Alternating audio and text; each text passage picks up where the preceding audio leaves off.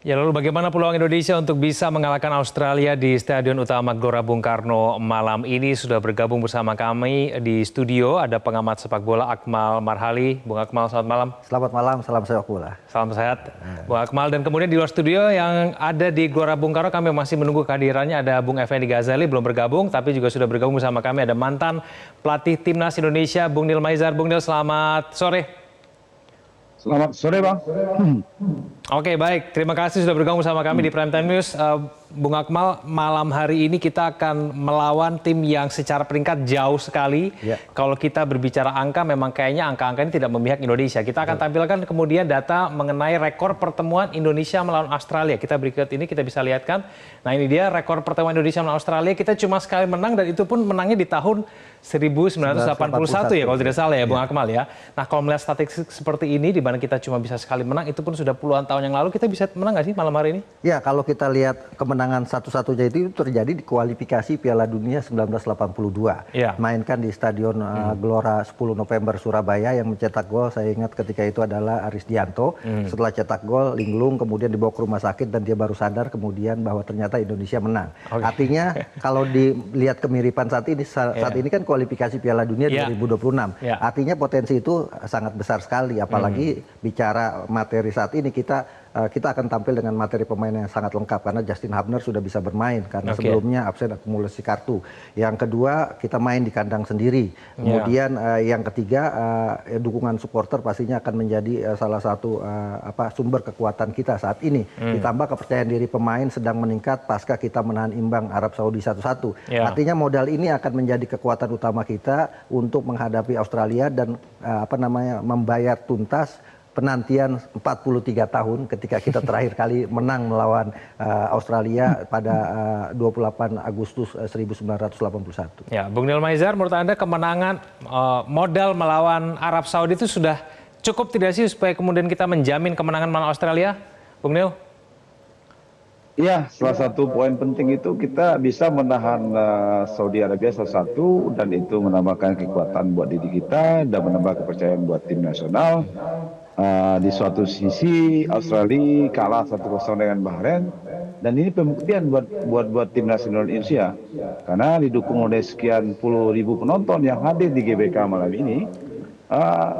Dan hadir juga Justin Hubner yang kemarin kena akumulasi kartu kuning dan Martin Paes di Mohamed. Dan ya kita harus yakin mengalahkan Australia malam ini dan kita menatap laga selanjutnya dengan kepercayaan diri yang tinggi. Mudah-mudahan, Bang, mudah-mudahan.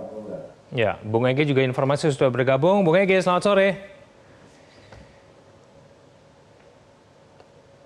Bung Ege, sudah bergabung?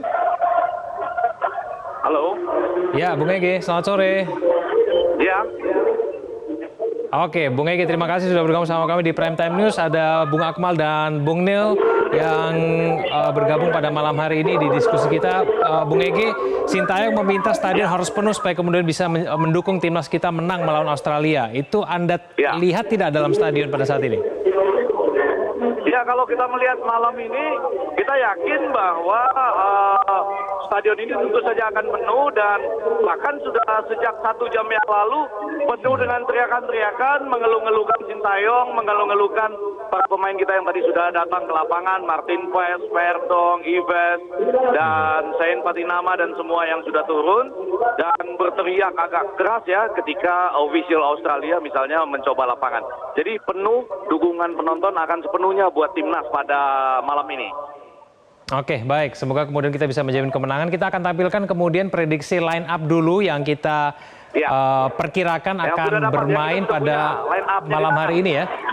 Ya, ini kita tampilkan dulu. Ya, ini dia. Formasinya tampaknya tidak akan berbeda dibandingkan ketika melawan Arab Saudi ya, Bung Akmal ya. Ini formasinya tetap 3-4-3. Di mana kemudian yang paling belakang Rizky Ridho, J.E. Jess dan Justin Hubner yang kemudian akhirnya masuk untuk menggantikan Ivar Jenner. Bung Akmal, apakah ini formasi terbaik kita untuk melawan Australia? Ya, saya pikir ini adalah formasi terbaik ya. Terakhir kita kalah dari Australia 4-0 di babak 16 besar Piala Asia 2023. Tapi ketika itu kita kalah, belum ada Jay Inches, belum ada Martin Paes, belum ada Nathan Choaon, belum ada Tom Hey, belum ada Verdong, belum ada Ragnar Oratmangun. Artinya dengan komposisi yang ada saat ini adalah komposisi terbaik kita untuk bikin kejutan melawan Australia di Stadion Utama Gelora Bung Karno Senayan. Walaupun dalam sejarahnya di Stadion Utama Gelora Bung Karno Senayan kita terakhir menahan imbang mereka pada 2009 di kualifikasi Piala Asia, ketika itu dilatih oleh almarhum Coach Benny Dolo. Kita tahan 0-0 tapi kemudian di Australia kita kalah 0-1. Nah, ini adalah, saya pikir ini adalah komposisi terbaik yang bisa dimainkan. Bahasanya kan don't change the winning team. Kalau kemudian ada perubahan yang mungkin masuk ke Justin Hubner yang lebih segar untuk bisa menopang di lini belakang, karena kemarin kan absennya Hubner membuat Verdong bermain sebagai bek tengah, menempatkan Nathan Choaon sebagai bek kiri. Sekarang Nathan Choaon kemungkinan besar akan ditaruh sebagai gelandang bertahan, karena naluri bertahan Nathan Choaon ini lebih kuat dibandingkan Ivar Jenner. Ivar Jenner gaya bermainnya kalau saya lihat hampir mirip dengan Tom Hey sebagai pendistribusi bola. Nah, perlu kekuatan di lini tengah untuk menahan agresivitas permainan dari Australia. Kalau kita tahu kan Australia ini bermain dengan gaya bola-bola umpan diagonal, ini yang sangat berbahaya. Saya ingat 4 gol kita waktu di Piala Asia 2023 semua berasal dari bola-bola diagonal yang kemudian sulit untuk diantisipasi oleh kiper kita ketika itu Hernando Ari. Nah, ini yang kemudian kita harapkan Martin Paes kembali punya kodam lagi untuk bisa meredam serangan-serangan berbahaya dari Australia. Oke, Bung Ege, yang kita tampilkan di sini itu adalah prediksi, tapi saya kan Anda di stadion juga sudah memiliki starting line up yang pasti bermain dalam pertandingan melawan Australia. Bung Ege, ada yang berubah dari susunan pemain kita dibandingkan dengan Arab Saudi, Bung Ege? Ya, kalau kita lihat di sini Marcelino turun pertama ya, menggantikan Witan. Kemudian kita lihat bahwa di belakang Justin Hubner sudah main, sehingga hanya tinggal Rizky Ridho yang ada di belakang. Kalau itu 5-4-1 atau 3-4-3 ya. Oke, menurut Anda Bung Ege, kenapa kemudian Marcelino Ferdinand kita masuk begitu menjadi pilihan dari Coach Shin, Bung Ege? Halo, kembali diulang karena terlalu ramai. Bagaimana? Ya, pandangan Anda kenapa kemudian Marcelino Ferdinand kemudian dipilih oleh Coach Shin untuk bermain sejak awal, Bung Ege? Iya, ini sudah banyak dilakukan diskusi sebelumnya ya, dan boleh dibilang kami juga tadi menduga Marcelino yang akan diturunkan, terutama karena kita tahu bahwa pada penampilan yang terakhir itu Witan agak kurang enak mainnya, agak kurang lepas, walaupun dia beberapa kali mendapat kesempatan, tapi ada tendangan-tendangan yang tidak baik. Jadi paling tidak dicoba dulu Marcelino di depan untuk bersama-sama dengan Rafael Strus dan Ragnar Oratmangun, dan di belakang kan dengan masuknya Justin Hubner cuma Cirido yang ada di belakangnya. Tapi menjawab pertanyaan Anda tadi, memang secara umum kita punya kelemahan ya dalam konteks penyerang-penyerang yang tersedia. Namun ini barangkali menurut coaching adalah strategi yang paling tepat ketika kita bertransisi secara cepat untuk melakukan serangan balik gitu. Oke, saya ke Bung Nil. Bung Nil, Marcelino masuk, Justin Hubner juga main. Dengan susunan pemain seperti ini, menurut Anda pola permainan seperti apa yang akan ditampilkan melawan Australia, Bung Nil? Ya, kalau saya pikir memang itu yang terbaik. Ada Martin Paes, Justin Hubner main, dan Witan diganti oleh Marcelino, yaitu komposisi yang terbaik. Saya pikir STY ingin memperagakan permainan yang sangat menarik, bagus dalam bertahan, bagus dalam menyerang, dan juga bagus dalam transisi. Marcelino mempunyai kemampuan untuk melewati lawan 1-1. Ya, beda tipis dengan Witan lebih menusuk ke dalam, tapi individual Marcelino lebih bagus. Justin tetap main di belakang karena memang 3 di belakang Justin, Jay dan Rizky Ridho itu sudah teruji dengan beberapa kali mereka main di kualifikasi Piala Dunia ya. Jadi saya memperkirakan ini starting yang sangat luar biasa. Mudah-mudahan pertandingan malam ini bisa menjadikan Indonesia menang seperti kualifikasi beberapa puluh tahun yang lalu, dan mudah-mudahan Australia tertunduk malu untuk pulang karena dia kalah. Mudah-mudahan ya, ini saya. karena dukungan penonton dan kepercayaan diri dari pemain saat ini sangat luar biasa, sangat tinggi. Apalagi kita mendapatkan 1 poin di Arab Saudi kemarin. Gitu Bang. Oke, baik, kita masih punya 1 segmen lagi, kita akan bahas itu saja. Pemirsa jangan kemana-mana, kami akan kembali. Ya, Bung Akmal, Justin Hubner tadi mengatakan dibandingkan dengan pertandingan terakhir kita melawan Australia di mana kita kalah 4-0 begitu ya, kita sudah menjadi tim yang berbeda. Apakah Anda memang melihat itu bahwa memang Indonesia itu sudah beda dibandingkan ketika kita dikalahkan 2023 yang lalu, kalah 4-0 waktu itu? Seperti saya katakan di awal tadi, di 2023 kan tidak ada Tom Hay, tidak ada Jay Inces, tidak ada Martin Pas, tidak ada Verdong, tidak ada Ratmar Oratmangun. Sekarang lebih lengkap komposisi pemain, itu yang pertama. Yang kedua, Sintayong juga sudah punya pengalaman mengalahkan Australia gitu kan, ketika di Piala Asia U23 kita menang 1-0 lewat gol Komang Teguh, dan ketika itu pemain-pemainnya ada di sini juga, ada Rafael Struijk, kemudian ada Nathan Choaon, ada Rizky Ridho, ada juga Hernando Ari, ada juga Witan Sulaiman. Artinya Sintayong pasti sudah punya bahan evaluasi bagaimana mengalahkan Australia, walaupun materi Australia yang saat ini adalah materi pemain senior. Dan yang perlu jadi catatan adalah kan bahwa sepanjang sejarah terakhir kita sejak 1984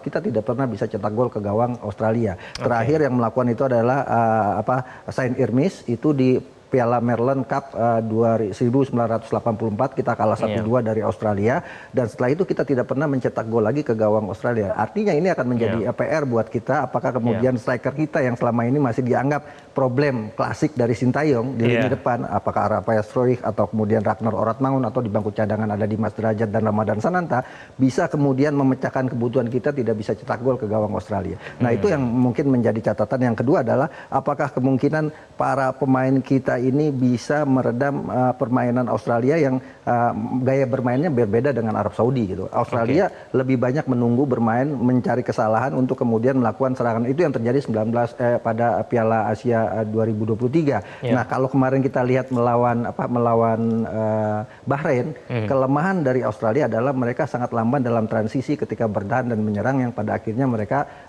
kebobolan 1 gol lewat gol bunuh diri Harry Souttar. Nah, ini yang menjadi problem, dan yang perlu diantisipasi oleh para pemain kita adalah pemain-pemain yang cetak gol ke gawang Indonesia di Piala Asia semuanya hadir. Harry Souttar, kemudian ada juga Boyle, kemudian Craig Godwin hadir di sana, ditambah memang mereka tidak absen Kuseni dapat kartu merah, tapi mereka pasti punya materi-materi pemain yang mayoritas main di Eropa. Hanya 2 pemain mereka yang main di dalam negeri, main di Perth dan juga main di Melbourne. Selebihnya mereka main di Eropa. Artinya ini sebenarnya pertarungan Eropa lawan Eropa sebenarnya kan? Karena pemain-pemain Indonesia juga rata-rata main di Eropa. Nah, tinggal siapa yang siap secara mental untuk bisa memenangkan pertandingannya. Pasti Australia datang ke sini untuk tidak kalah 2 kali, karena kalau kemudian kalah bisa jadi Graham Arnold pulang dari Indonesia akan angkat koper dari Australia. Oh iya benar ya, karena mereka baru kalah lawan Bahrain begitu ya. Kayaknya mereka punya motivasi tambahan juga untuk kemudian mengalahkan Indonesia pada malam hari ini. Saya kembali ke Bung Ege. Bung Ege, tantangan terbesar kita untuk timnas kita itu apa sih sebetulnya? Apakah memang masih lini depan kita yang sebenarnya selama ini selalu dikritisi gitu, Bung Ege?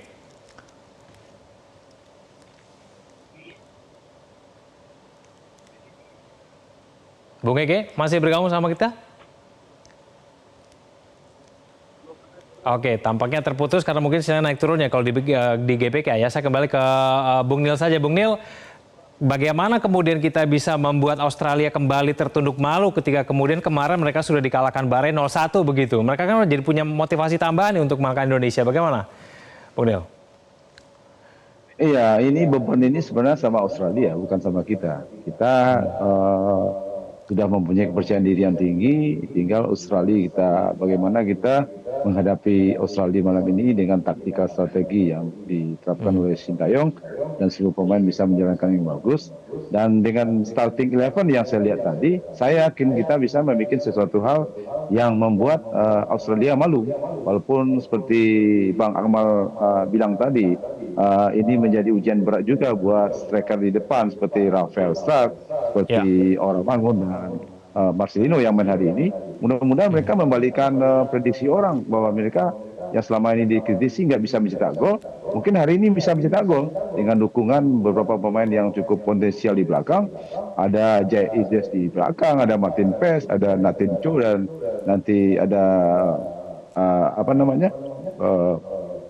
pemain-pemain yang sudah bermain di Eropa, seperti bilang Bang Akmal, ini pertarungan Eropa dengan Eropa, tapi Eropanya kan semua pemain itu kan berhak untuk menyandang bangsa dan negara di Indonesia. Ya mudah-mudahan kita lihat hari ini dengan dukungan penonton yang sangat luar biasa yang sudah memenuhi Stadion Gelora Bung Karno, mudah-mudahan prediksi kita, keinginan kita, doa kita. Ya, oke, Bung Akmal, kalau kita Bung Akmal, kalau kita cermati mengenai 30 menit terakhir ketika melawan Arab Saudi itu kita memang diserang total waktu itu ya.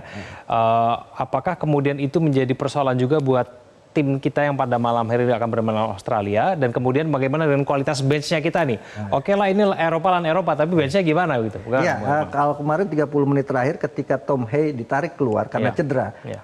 Praktis permainan kita kehilangan determinasi di tengah sehingga tidak ada yang mengendalikan permainan. Nah, akhirnya kita diserang terus oleh Arab Saudi. Nah, ini yang menjadi PR tentunya buat Sintayong apabila misalnya Tom Hay tidak performa terbaik atau kemudian main tapi tiba-tiba cedera dan harus ditarik keluar karena penggantinya ini yang agak repot. Ada memang di bangku cadangan ada Ricky Kambuaya atau mungkin ada Ivar Jenner yang bisa disiapkan. Tapi kalau secara pengalaman, kematangan, Tom Hay adalah pemain yang paling berpengalaman dan paling matang di tim kita saat ini. Kita ini kan timnya paling muda di grup C ini dengan rata-rata skuad 23,7 tahun gitu. Artinya dengan materi pemain muda butuh pemain yang punya jiwa pemimpin, dan saya melihat Tom Hay adalah pemimpin di lini tengah yang kalau kemudian dia harus hilang atau kehilangan kendali, ini agak repot sedikit. Nah, ini mungkin yang akan dimanfaatkan oleh Australia untuk mematikan peran Tom Hay dan kemudian melakukan serangan ke pertahanan Indonesia. Nah, kalau di lini belakang saya melihat bahwa kepedean pemain kita dengan hadirnya Martin Paes sangat tinggi sekali saat ini. Apalagi kepemimpinan Jay Ices,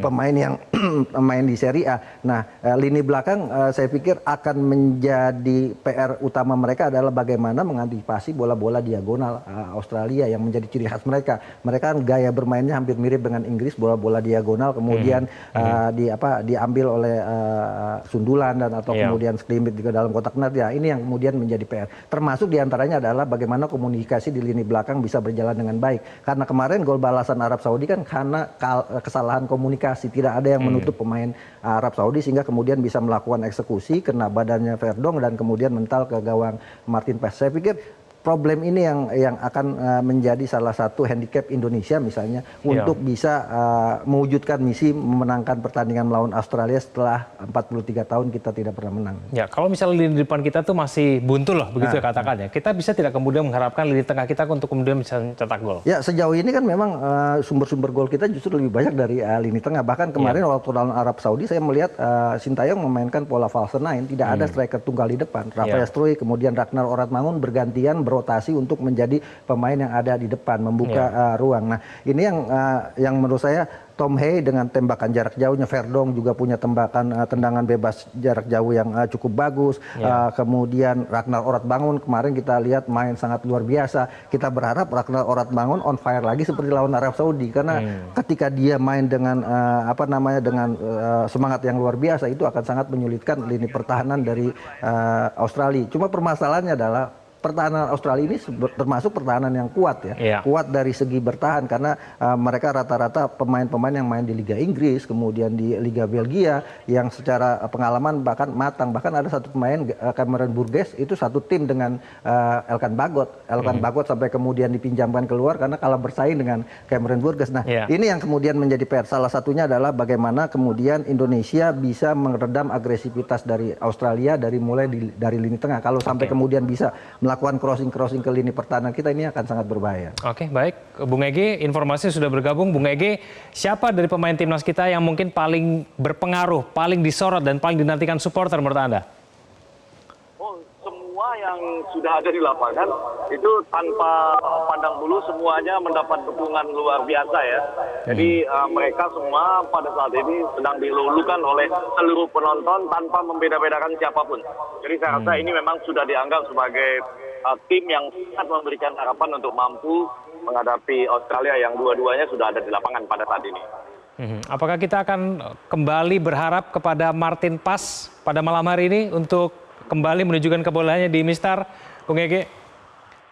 Oh, itu pasti ya, karena tentu saja dia didatangkan khusus buat itu dengan segala pengalamannya. Namun lagi-lagi kita kan tahu bahwa Australia juga melakukan perubahan-perubahan dan ini juga harus diantisipasi ya. Saya rasa tetap pada awalnya itu kita akan melakukan pertahanan ya, mungkin dengan 5-3-2, tetapi pada saat nanti kita bisa melakukan transisi, maka kita akan menjadi 3-5-2 begitu. Jadi saya rasa dalam konteks awal dengan sepenuhnya dukungan penonton kita akan mencoba merapatkan barisan pertahanan kita dulu gitu. Oke, Bung Nil, euforia timnas sedang besar-besarnya supporter Indonesia ketika kemudian bisa menahan draw melawan Arab Saudi begitu, harapan begitu tinggi begitu. Dan kemudian harapannya kita bisa mengalahkan Australia yang peringkatnya ke-24. Nah ini kira-kira menjadi beban tidak sih buat pemain timnas kita, Bung Nil? Enggak, Bang. Kalau menurut saya nggak jadi beban. Jadi beban itu sebenarnya adalah Australia. Dia peringkatnya 23, kita peringkat 133. Kalau Australia itu beban dia harus memenang pertandingan. Nah, ketika beban itu sama Australia, nah kita pemain tim nasional akan bermain rileks dan dia tentu dengan kemenangan ini menempatkan menentukan sejauh mana kompetensi timnas Indonesia di ajang internasional.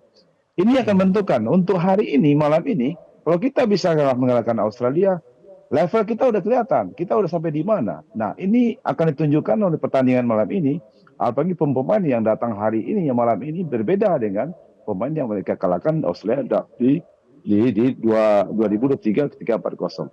Nah, ekspektasi ini bangsa dan rakyat Indonesia pasti ekspektasi King sebagai pemain tim nasional bagaimana dia mengalahkan Australia dengan dukungan supporter. Dan saya pikir sekali lagi saya bilang sebagai seorang pemain dan saya pikir kan pemain kita tidak terbebani. Mereka profesional dan mereka akan fokus dan mereka akan sungguh-sungguh dengan pengalaman yang ada karena mereka kan punya experience juga, pernah bermain di Eropa juga. Jadi saya pikir malam ini dengan poin yang dapat 1 poin dari Arab Saudi itu sangat membantu mereka untuk menumbuhkan kepercayaan diri mereka sehingga malam ini dia akan menampilkan yang terbaik. Harapan kita itu akan terjadi dan Indonesia akan levelnya udah seperti yang kita harapkan, udah top di arena internasional.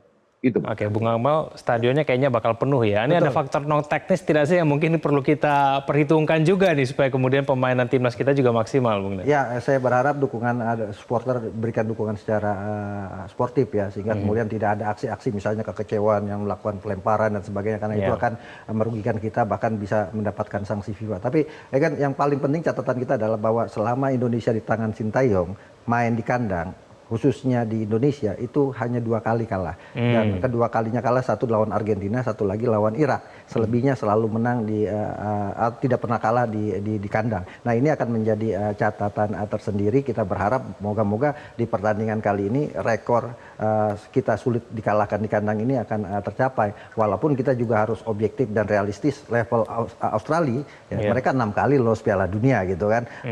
Kemudian mereka juga punya catatan prestasi-prestasi yang luar biasa. Level mereka menurut saya secara objektif saya katakan masih satu level di atas Indonesia. Tapi bukan tidak mungkin Indonesia bisa memenangkan pertandingan pada malam hari ini dengan yaitu keyakinan kita. Pokoknya STY selalu tetap yakin kita bisa menang dan tapi kemudian juga supporter jangan kemudian berharap terlalu tinggi. Kalaupun kemudian menurut saya kita pun seri itu sudah sebuah prestasi bisa menahan Australia yang peringkat 24 dunia.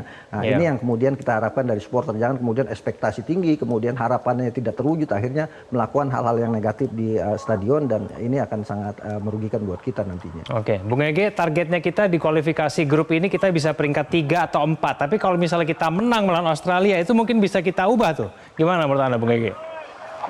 Iya, tentu saja tergantung dari hasil pertandingan malam ini, walaupun memang grup ini keputusan supaya malam ini betul-betul sangat tergantung pada rasanya banyak akan ada kemenangan tipis yang bisa bolak-balik ke arah tim yang manapun. Lagi-lagi siapa yang bisa lepas dari tekanan penonton itu dirasakan akan mampu memetik manfaat dari pertandingan pada malam ini. Oke, Bung Nil, sejauh mana kira-kira kita bisa berkiprah di Piala Dunia kalau misalnya kemudian kita nanti bisa menang begitu lawan Australia, Bung Nil? Kalau kita menang malam ini peta kekuatannya berubah, Bang. Kalau kita menjadi 3-4 bisa menjadi otomatis 2 kita lolos ini Piala Dunia ini. Tapi kan sekali lagi itu pembuktian. Kalau ini memang terjadi, wah luar biasa ini. Ekspektasi kita di luar perkiraan kita sebenarnya. Tapi mudah-mudahan lah dengan tambahan beberapa pemain yang sudah datang, habis Justin main dan tapi Martin Paes menjadi pemain yang membuat kita lebih nyaman, Bang. Itu sebenarnya bukan kita mengartikan yang lain tidak berarti, tapi Martin Paes mudah-mudahan memberi ketenangan dengan pengalaman dia di FC Dallas dan experience dia, apalagi dia kedua menunjukkan bukti kemarin. Ya, kalau ini sekali lagi kalau ini menang luar biasa. Ini memang peta kekuatannya berubah. Gitu Bang, mudah-mudahan ya. Oke, baik. Kita akan nantikan kurang lebih setengah jam lagi akan bermain. Kita doakan semoga kemudian timnas kita bisa menang melawan Australia. Terima kasih Bung Del, terima kasih Bung Ege. Bung Amal juga terima kasih sudah bergabung sama kami di studio. Selamat malam semuanya. Jelajahi cara baru mendapatkan informasi. Download Metro TV Extend sekarang.